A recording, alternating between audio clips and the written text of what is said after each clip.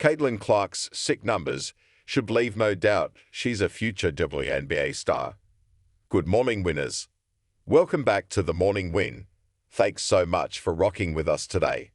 We appreciate you giving us a bit of your time.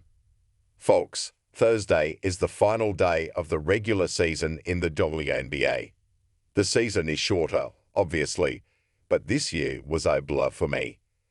I'm sure many of you probably feel the same way. I think part of that is the Caitlin Clark effect. She's been under the magnifying glass. Folks have been following her rookie season with a fervor that we've never quite seen in the WNBA before, for better or worse.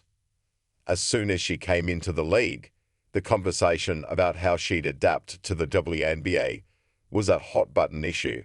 Some people were hung up on the challenges that her peers and predecessors said she'd face.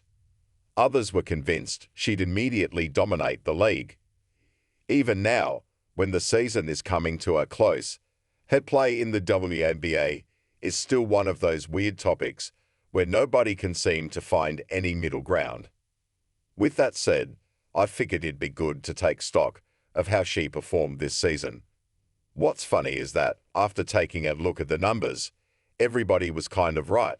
Folks who said Clark would struggle in the WNBA early on were right, she did. May was a rough month for Clark. Through the first 9 games of the season, she had a -14.4 net rating, according to the WNBA's stats database. She only shot 37.7% from the floor and averaged 5.6 turnovers per game to just 6.6 assists. She wasn't efficient, didn't score well, and couldn't take care of the ball. That stretch lasted for a bit before she picked things up in June. By the time we reached the AllStar Break in July, Clark had found her stride. But when she came back, woo boy, she put the league on notice. Clark's post-AllStar Break numbers are extremely good.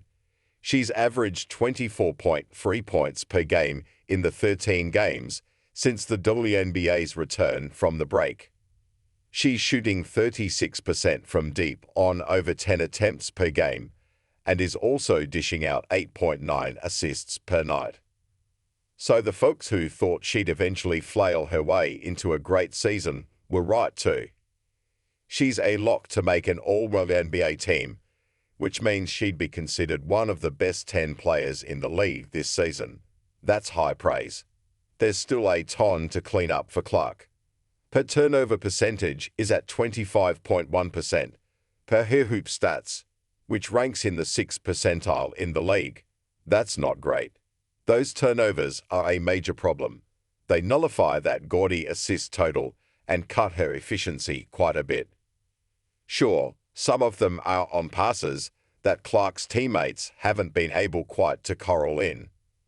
But they often can't catch the ball because the passes are a bit too ambitious and risky. Sometimes they're a bit sloppy too. I'd also think she could stand to take a few fewer threes per game on the season. She's shooting 9 per game, the most in the WNBA, but she's only hitting 34% of them on the season.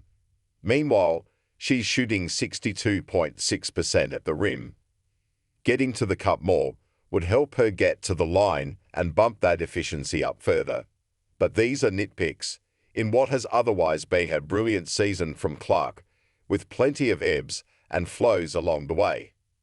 The regular season might be over, but her first taste of the playoffs will come this weekend.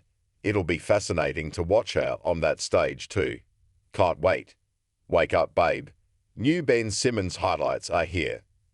Simo, the Savage, is back, and he's not in street clothes this time, our Prince Grimes writes in Wednesday's edition of Fly-Up Lines. And you'll never believe this, but he's shooting jumpers. Simmons got a good workout in with Chris Brickley at his shooting gym, and well, the jump shot looks okay. Look at me, falling for the trap again. It's a good thing Prince is smarter than that. He's skeptical. We all probably should be at this point. The real problem with Simmons is something Brickley can't do anything about. It's his health. Prince is asking the exact questions that need to be answered on Simmons here.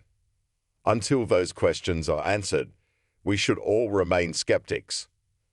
Has UBSCRIB to lies and get more standout NBA coverage like this on Mondays, Wednesdays and Fridays from the FTW NBA crew. Shohei Otani is almost there to 50-50. The quest for the first 50-homer 50 stolen base season in MLB history is almost complete. Otani stole his 49th base of the season on Wednesday against the Marlins. If you're keeping count at home, which you absolutely should be, Otani only needs 2 homers and 1 more stolen base to create his own 50-50ths club with a party of 1. Can you believe this guy is a pitcher? Man, we've simply never seen anything like this before, folks. Appreciate it. Quick hits. The Rams are stuck. The CFB petty list. And more. Here's Corey Woodruff on the Rams being stuck at a crossroads after a 0-2 start. Blake Shuster has his weekly college football petty list. At SU fans, it's okay if you don't click this. Rory McIlroy broke his iron while taking this incredible shot. Charles Curtis has more. Here's Robert Zeglinski with all the 2-0 teams in the NFL you should trust by now. And here's Christian D'Andrea with our Week 3 picks for the NFL. We also ranked the NBA's 2024-25 city jerseys here. Sykes. This article originally appeared on For the Win. Caitlin Clark's sick numbers should leave no doubt she's a future WNBA star.